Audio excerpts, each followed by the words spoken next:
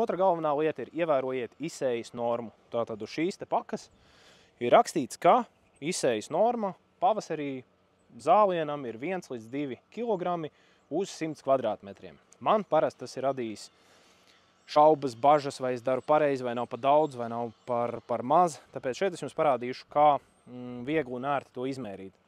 Mēs sadalām to uz šo te daudzumu uz 1 kvadrātmetru un veiksim tādu testa mēslošanu, lai saprastu, kā tas izskatās dzīvē. Tā izsējas norma uz 1 kvadrātmetru. Ņemsim augšējo izsējas normu, tātad 2 kg. 2 kg, tie mums būs uz 1 kvadrātmetru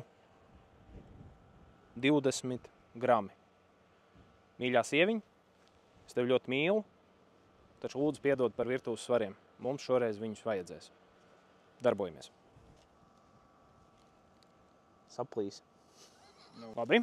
Tātad šeit mums ir 20 gramu mēslojumi. Tas ir tas, kā tas izskatās.